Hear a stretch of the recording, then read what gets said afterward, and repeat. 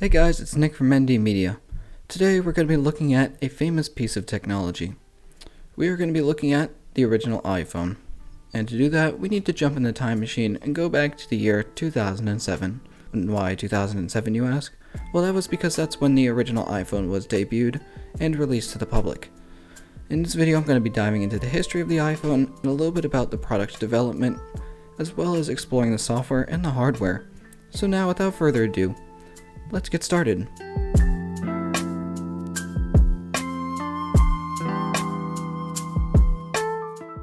Now some of you might be wondering, when was the first iPhone debuted to the world?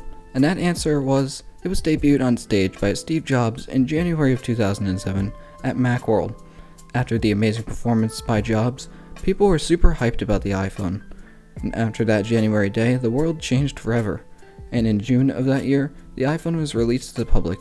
And by January of 2008, over 6 million units of the iPhone were sold in the US alone. Now some of you might be wondering, why was the gap between the debut of the iPhone and the release of it so far apart? Well, it turns out the FTC, or Federal Trade Commission, was going to put out a report of all the devices that came with a certain antenna build, and it just so happens that the iPhone was one of those products that had this antenna setup.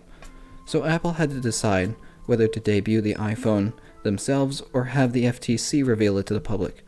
And Apple was not going to let the FTC release their most top secret project. So Apple decided to debut the iPhone at Macworld 2007 during the keynote. A few fun facts about the iPhone was that the original concept of a multi-touch display device was in the form of a tablet, and when Jobs saw the prototype and the user interface, he thought this tech would be perfect for a mobile phone. Also, the original iPhone's code name was Project Purple 2. A few things to note about this iPhone is that it is very different from today's iPhones. One thing that is different about it is its size.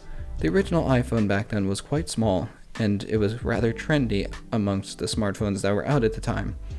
One thing that was different about the iPhone was that the iPhone had a 3.5-inch multi-touch LCD display, rather than a bunch of physical buttons, like other smartphones like RIM's BlackBerry and the Palm Treo. Apple said that they wanted to make a smartphone that would fit comfortably in your hand, and boy were they right. The original iPhone is rather nice to hold and fits perfectly in the palm of your hand. I have a medium-sized hand, so it works out great for me. Now enough talk, let's get into the good stuff, the hardware. The original iPhone, or the iPhone 2G, came with a very unique build at the time. Unlike most other smartphones on the market, the iPhone was made of aluminum, whereas other smartphones were made from plastic. We have a hole at the top of the phone for the 2-megapixel camera and the Apple logo, although that strip of plastic on the back is there for a reason. Since the radio waves cannot travel as well through aluminum, Apple had to go with a more functional option, and they had to put a strip of black plastic on the back to allow radio and Wi-Fi and cellular signals to get through. Turning the phone around, we see the front of the phone, with its 3.5-inch multi-touch LCD display. This multi-touch LCD display had a resolution of 320 pixels by 480 pixels, and with a pixel density of 163 pixels per inch. This is very different from the more modern Retina display that came with the iPhone 4. Going around the screen, we can see the nice chrome ring that helped to reinforce the structural integrity of the phone, and you might be looking at the front of this phone and say, ew, that doesn't look right. Unfortunately, this iPhone made a devastating fall onto concrete and the screen has shattered. But luckily no internal components were damaged, and the screen is still functional, and the touch digitalizer is untouched and is rather still responsive. Going around the side, we see that they are made of aluminum. We can see the volume rocker and the mute switch. The top of the phone has the power button, SIM card tray, and inset headphone jack. I don't know why Apple decided to put the headphone jack inside the body, which I think was kinda silly, but they fixed that with the iPhone 3G. Going along the bottom, we see our speaker, microphone, as well as the 30-pin dock connector from the iPod. Apple decided to put the 30-pin connector on the iPhone to simply say, you charge it and you sync it, same as the iPod. Now that's all for the hardware, let's get into the software. Turning on this iPhone, we are greeted by the Apple logo. And after a little while, we are greeted by the icon sliding in as the Apple logo fades into the background.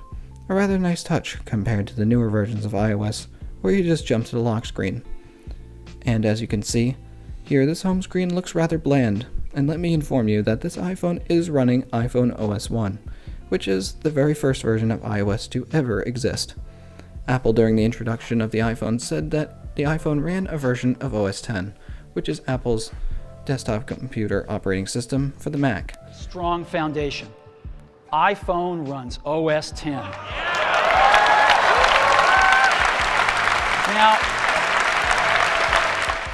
looking at the home screen here, we can see the following apps: the messaging app or text, calendar, photos, camera, stocks, weather, clock, and calculator.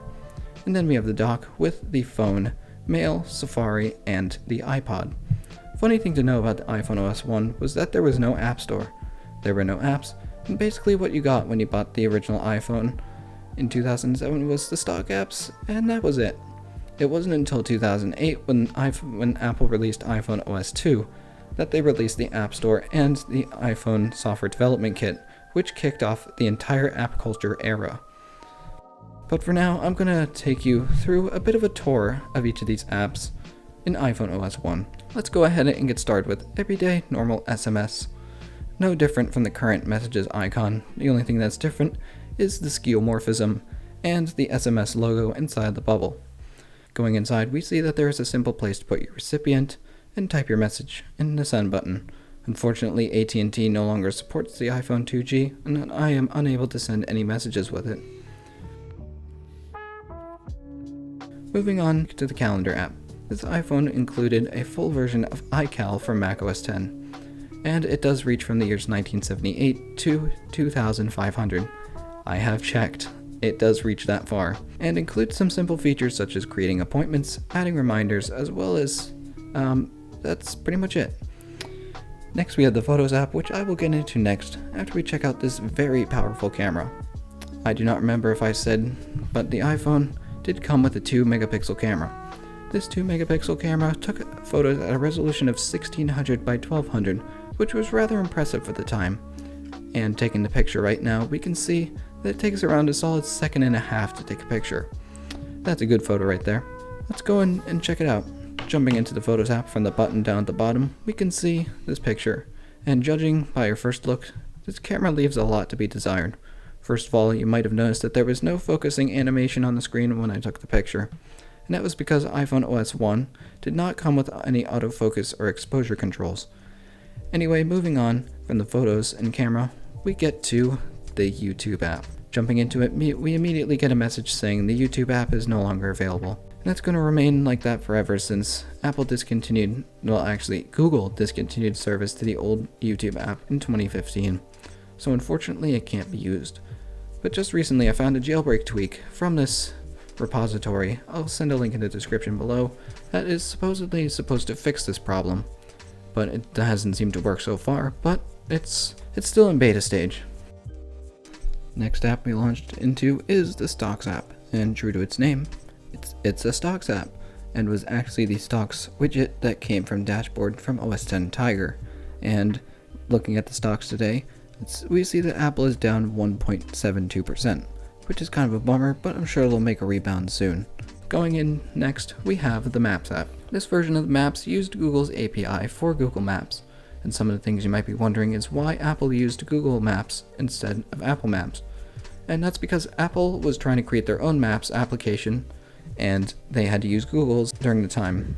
This Maps app includes features such as finding directions, but no turn-by-turn since there was no location service on the iPhone, since it took a toll on the battery life. This also did not include Street View, which was included in iPhone OS 2. Launching into the next app, we have the Weather, which was actually advertised as a widget from macOS 10. Apple said that the iPhone also ran widgets, which included the Weather app and the Stocks app. And unfortunately, Yahoo Weather has discontinued service to the Apple Weather widget, and I'm not able to see what the weather is today. And moving on to the next, we have the Clock app, which, true to its name, it's a clock. The Clock app includes some handy features such as a world clock, alarm clock, stopwatch, and a timer. Moving on to the Calculator app, this calculator was a simple build.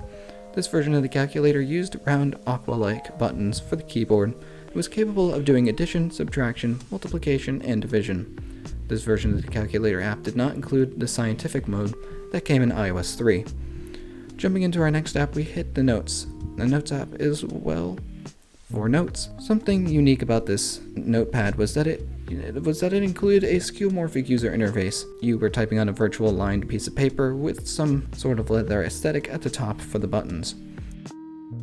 And the font that you used was marker felt. The app that we hit next is the Settings app, which is a lot more watered down than from today's iOS. Next, we hit the Dock, which has 4 apps on it. We have the phone, Mail, Safari, and the iPod. Actually, I need to make a phone call real quick. Let's jump into the phone app. Jumping in, we have 5 tabs at the bottom: Favorites, Recents, Contacts, Keyboard, and Voicemail. I'm going to talk about this one tab here, and it is the Voicemail tab, since the other tabs are pretty self-explanatory. Apple marketed the iPhone as being a lot more smarter than most smartphones, since with other smartphones and actually normal phones, you had to dial up your own voicemail and listen to the automated message say you have blank new messages. Whereas with the iPhone, Apple advertised this new thing called visual voicemail, which was a sort of mail inbox sort of user interface for your voicemails. Actually, I wonder if I got any emails from anybody. Let's go into the Mail app.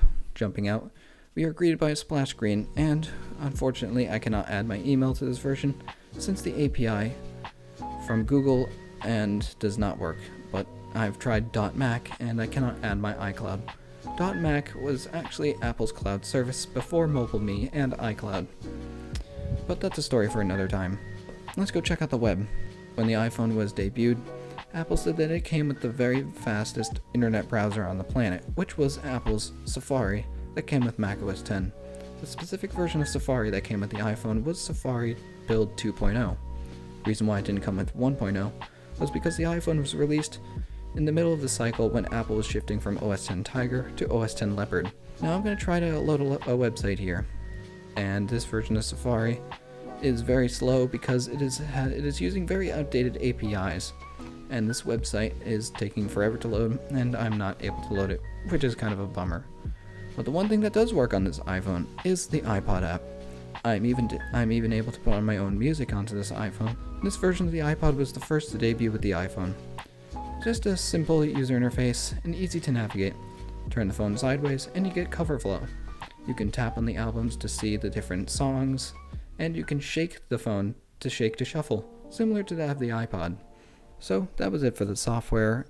This iPhone really did not come with that much, but it was a really big advancement for the time. And just looking at the change from the iPhone 2G to the iPhone 10, we can definitely see how far we've come in technological standpoints and societal standpoints, since everything that we do is surrounded by applications, and if it wasn't for the iPhone, I don't think we would be here today. Well, anyway, I think that's it for this video today. I really hope you guys enjoyed this little tech flashback, and if you guys have any iPhone stories, memories, or whatnot, feel free to hit me up in my Discord server. I would be very happy to listen to all these stories that you have. Anyway, this is it for me, guys. Make sure to like, comment, subscribe. Go ahead and follow me on my Instagram, Twitter, and my Discord server. Link in the descriptions below. And, as always, this is ND Media, signing off. I will see you in the next one. Bye-bye!